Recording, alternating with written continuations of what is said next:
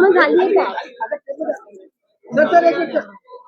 कालच महाराष्ट्राचं आर्थिक पाहणी अहवाल आलेला आहे. या अहवालाला खऱ्या अर्थानं मुख्यमंत्र्यांनी वाचलं की नाही वाचलं मला माहिती नाही, पण महाराष्ट्र ज्या पद्धतीने पिछाडीला चाललेला आहे, दरडोई उत्पन्न महाराष्ट्राचं आज देशपातळीवर आपण पाहिलं तर आपण 5व्या क्रमांकावर आलेलो आहोत. कधी काळ असा होता की महाराष्ट्र हे देशाचं आर्थिक इंजिन होतं, पण आज आता तेलंगणा जे काँग्रेसचं राज्य आहे, कर्नाटक जे काँग्रेसचं राज्य आहे, 1 नंबरला तेलंगणा, कर्नाटक 2 नंबरला, 3 नंबरला तामिळनाडू, 4 नंबरला गुजरात आणि 5व्या नंबरवर आता महाराष्ट्र दरडोई उत्पन्नावर आलेला आहे. महाराष्ट्रामध्ये गरिबीचं प्रमाण मोठ्या प्रमाणात वाढत चाललेलं आहे. हेच कालच्या आर्थिक पाहणी अहवालामधून स्पष्ट झालेलं आहे. आणि त्याच्यामुळे देवेंद्र फडणवीसांनी जे काही आज बजेट या ठिकाणी मांडलेलं आहे, त्यांना पहिल्यांदा संधी मिळाली बजेट मांडायला. त्यांना खूप दिवसाची उत्सुकता होती. मलाही वाटलं की माझा मित्र आज राज्याच्या आर्थिक उत्पन्न प्रत्येक दरडोई उत्पन्न वाढवण्यासाठी काहीतरी बजेटमध्ये प्रावधान आणेल, आरोग्य व्यवस्थेमध्ये सुधार आणेल, शैक्षणिक व्यवस्थेमध्ये सुधार आणतील आणि राज्याच्या ग्रामीण भागामध्ये शेतकऱ्यांना ज्या पद्धतीनं लॉंग टाइम त्यांच्या उत्पन्नामध्ये वाढ होण्याच्या दृष्टिकोनातून त्यांना आर्थिक मजबूत करण्यासाठी काही प्रयत्न करेल. त्या पद्धतीचं कुठलंही बजेट या ठिकाणी आलेलं नाही. हे फक्त धंदागड्यांसाठी आणि मोठे मोठे स्वप्न, त्याला मोठे उड्डाण पुलं, मोठे मेट्रोज या विषयावरच त्यांनी जास्त जोर टाकलेला आहे. जे कर्जमाफी केलेली आहे ती आम्हाला अपेक्षित होती की सरसकट कर्जमाफी होईल.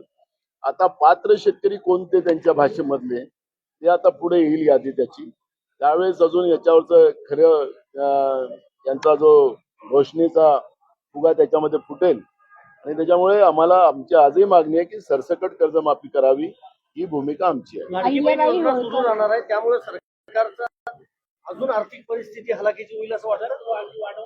मूळ प्रश्न आहे की सरकारने जे 10 लाख कोटीचं कर्ज आज महाराष्ट्रावर लादून ठेवलेलं आहे, हे कर्ज कुठल्या कामावर खर्च केलेलं आहे त्याची श्वेतपत्रिका या सरकारने जारी करावी. आज जवळपास 67,000 कोटी रुपये व्याजामध्ये सरकारचे जाणार या कर्जपोटी. तर पैसे हे नेमके कुठं खर्च केले? व्याजाचे पैसे जाणार 67,000 कोटी, तर हे पैसे जनतेचे पैसे आहेत आणि जनतेवर कर्ज या लोकांनी लादलेलं आहे.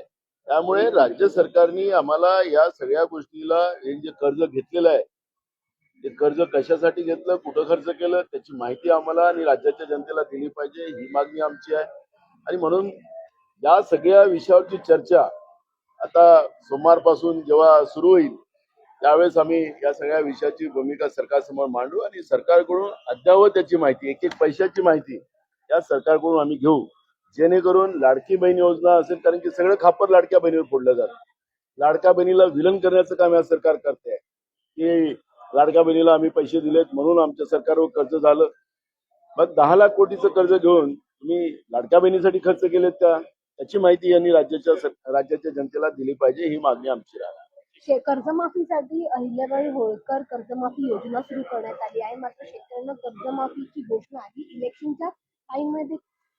अहिल्याबाई होळकरांचं नाव घेऊन ज्या पद्धतीनं शेतकऱ्यांच्या कर्जमाफीची घोषणा केली त्याचं आम्ही स्वागत करत असताना, पण एकीकडे युपी मध्ये काशीमध्ये ज्या पद्धतीनं अहिल्याबाई होळकरांच्या प्रतिमेचं त्याला उद्ध्वस्त केलं, त्यांच्यावर ज्या पद्धतीनं त्याला तोडलं, त्याबद्दल एकीकडे अपमान करायचं, एकीकडे त्यांच्या विचाराला उद्ध्वस्त करायचं आणि एकीकडे महाराष्ट्रामध्ये राजमाता अहिल्याबाई होळकरांचं नाव घ्यायचं, हे जे दुटप्पे बीजेपीचे धोरण आहे तेही मुख्यमंत्र्यांनी स्पष्ट केलं पाहिजे. राजमाता अहिल्याबाई होळकरांच्या नावाने घोषणा केली, त्याचं आम्ही स्वागत